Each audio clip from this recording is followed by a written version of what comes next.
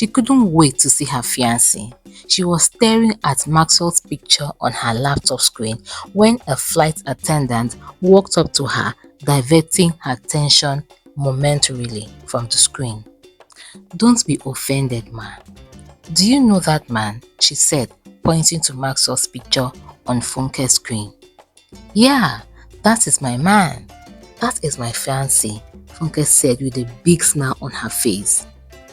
"I hope you have not invested in any of his business ideas. He is a fraud," the young lady said. "I beg your pardon," Funke said to her. "I am so sorry, ma. When you get the chance, Google Josephine's blog," the flight attendant said and walked away. Funke's heart sank, but she quickly waved away what the lady said. When she got off the plane, she didn't meet Maxwell at the airport like he had promised he would be. Funke tried his number, but it was not connecting. And then she remembered he had told her he would be traveling to his village to inform his paternal uncle of their impending wedding. His uncle lived in a rural area, and Funke knew cell phone reception might be bad in the rural areas. She went back home and started unpacking. As she settled in to write a report on the just concluded workshop, her mind drifted to what the flight attendant said. Curiosity got the better part of her, and she Googled the blog she was told about. In the heart of Lagos, Nigeria, lived a wealthy couple, Dr. Gilbert and Dr. Mrs. Seun Oluwafemi. They were both successful professionals, having built their careers in the medical field. However, despite their wealth and success, they had one unfulfilled desire: to have a child. Funke, Gilbert's elder sister, would constantly pressurize her brother to take another wife. "I am not saying you don't love your wife. All I am saying is that you should get another woman pregnant so that you can have at least one child," Gilbert's elder sister, Funke, would say to Gilbert. Gilbert loved his wife and could not be swayed. "I would rather adopt a child than have a child with another woman," Gilbert would respond. When Gilbert didn't bow to pressure, the focus was shifted to his wife instead. Seun could not take the snide comment and the backhanded compliment from her sister-in-law. "You are a good cook. It would have been nice if there were children in this house to enjoy your cooking," Funke would say. "I say it out of love. Menopause cannot be postponed," she would add. Seun tried all the orthodox and unorthodox medicine she knew, but still she didn't get pregnant. One night, Seun got on her knees and begged her husband to take another wife. "I know you love me. You don't have to die childless to prove it," Seun said with tears flowing down her cheeks. "Susie, you know children are not the sole purpose of marriage, at least not for me. If it pleases our Creator to bless us with a child, then it will happen, but at the right time and not before," Gilbert said to his wife. Gilbert didn't need a soothsayer to tell him that Funke, his sister, had started pressurizing his wife. Gilbert quickly nipped it in the bud. He threatened to cut anyone off who disturbed his wife about their childlessness, and they all left the two lovebirds alone. After years of trying, their wish was finally granted. Mrs. Oluwafemi gave birth to a beautiful baby girl, whom they named Funke. Funke was the apple of her parents' eyes, the center of their world. They showered her with love, affection, and all the material comforts they could afford. Funke grew up to be a beautiful and intelligent young woman. She was kind, compassionate, and always willing to help others. However, despite her many virtues, she had one flaw. She was unlucky in love. When Funke was in her early 20s, she fell in love with a handsome young man named Maxwell.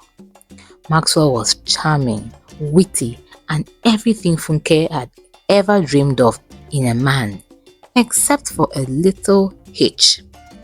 Maxwell was struggling financially. According to Maxwell, he had been working as an oil and gas company. He had invested his life savings in a business that was supposed to yield massive profit, but the business had flopped. Maxwell had lost his job not long after he lost his investment. Funke was touched by his story and decided to invest in Maxwell. She gave 50 million naira to Maxwell and he immediately established himself. Funke was so proud of Maxwell's growth and was even more over the moon when he surprised her with a marriage proposal. Maxwell's parents and Funke's parents had met and the wedding date was fixed. When Funke suddenly had to travel to Italy for a 1-month workshop, the two lovebirds were still communicating frequently. On the flight back, Funke sat in business class but her mind was far away. She couldn't wait to see her fiancé. She was staring at Maxwell's picture on her laptop screen when a flight attendant walked up to her, diverting her attention momentarily from the screen. "Don't be offended, ma. Do you know that man?" she said, pointing to Maxwell's picture on Funke's screen. "Yeah, that is my man. That is my fiancé," Funke said with a big smile on her face. "I hope you have not invested in any of his business ideas. He is a fraud," the young lady said. "I beg your pardon," Funke said to her. "I am so sorry, ma. When you get the chance, Google Josephine's blog," the flight attendant said and walked away. Funke's heart sank, but she quickly waved away what the lady said. When she got off the plane, she didn't meet Maxwell at the airport like he had promised he would be. Funke tried his number, but it was not connecting. And then she remembered he had told her he would be traveling to his village to inform his paternal uncle of their impending wedding. His uncle lived in a rural area and Funke knew cell phone reception might be bad in the rural areas. She went back home and started unpacking. As she settled in to write a report on the just concluded workshop, her mind drifted to what the flight attendant said. Curiosity got the better part of her and she googled the blog she was told about. She clicked on it and played one of the videos. The lady started talking about being heartbroken and went on, but when Maxwell's picture popped up on the screen, Funke drew close and listened closely. The lady described her entire relationship with Maxwell. The lady showed pictures of herself and Maxwell, a surprise engagement, everything about their relationship. She warned women to be careful. There were about 40 posts.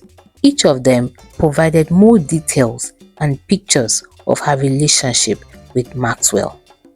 Funke was already hyperventilating. She tried Funke's number and it didn't connect. And for the next 1 week, his phone was unreachable.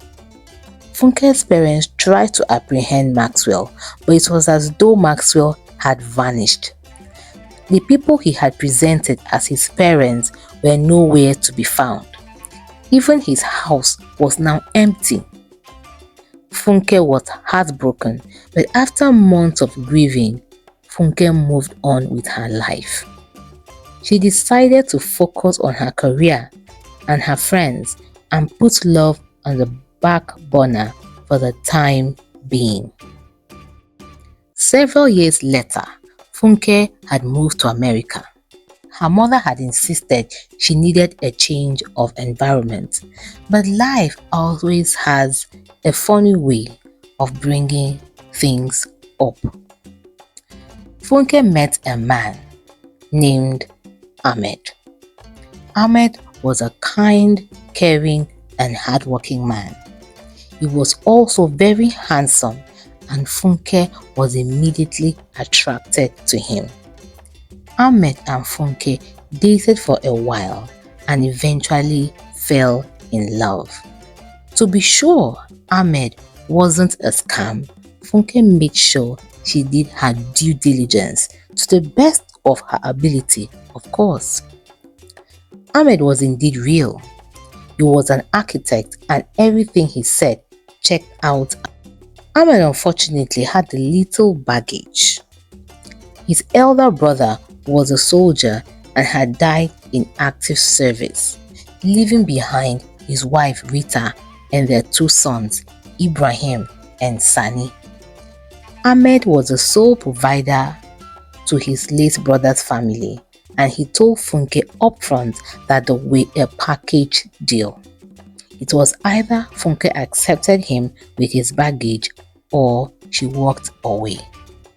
Funke, who was an only child, didn't mind the fact that Ahmed was taking care of his late brother's family. That even made her love Ahmed more.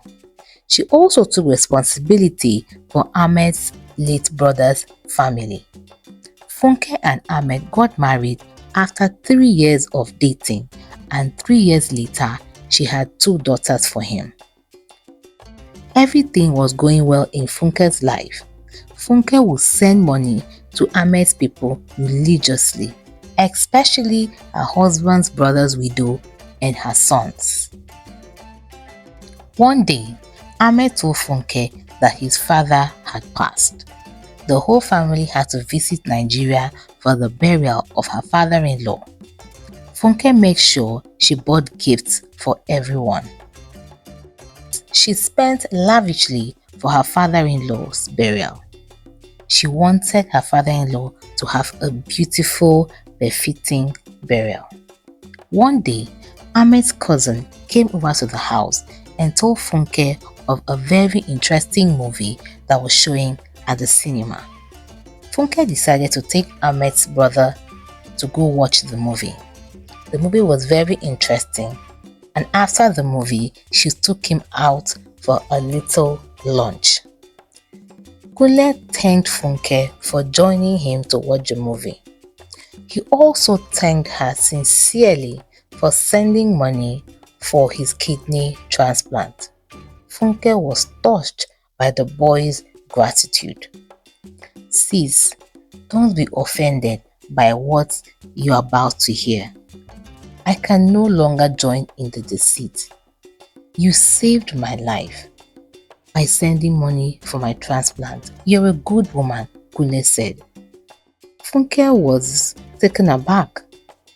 Tell me, she encouraged Kunle.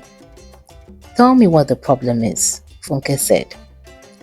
Kunle told Funke that the 2 boys that she has been taking care of for years are actually her husband's sons, and their mother is Ahmed's wife.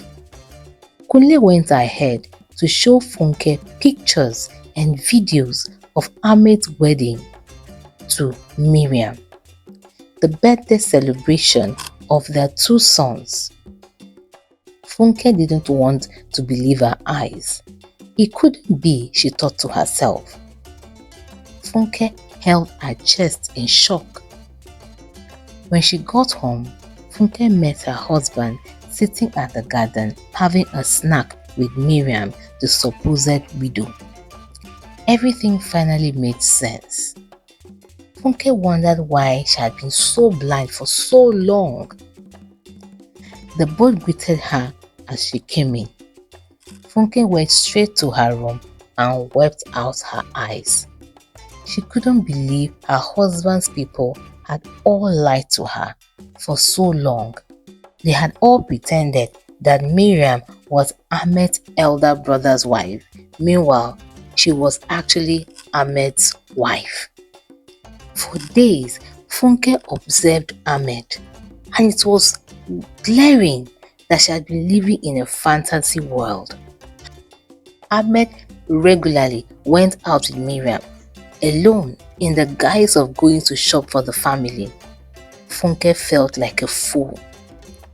After the burial, Ahmed told Funke that he had a little issue to discuss with her. He told Funke that since his father was dead, he wanted his mother to go back to America with them. Before Funke could respond, he added that he also felt it was wise to bring his brother's late sons to America alongside the nanny. Funke gasped for air. "Does Miriam have to come with us?" Funke blurted out. "Yes, she does," Ahmed insisted. That was the best time for Funke to confront Ahmed. What do you think Funke would do next? Should she confront Ahmed? Or should she leave the marriage? Should she find a way to deal with him and his family? Or should she find a way to forgive him and move forward? Betraying someone's trust can have devastating consequences, not only for the person betrayed, but also for the one who deceives. Funke's world has just been shattered by a devastating secret. Everything she thought she knew about her husband and her marriage has been turned upside down. Let us know your thoughts in the comments below. And don't forget to like, share and subscribe for more compelling stories. Thank you so much for your time and for watching this video. See you in the next episode. Bye.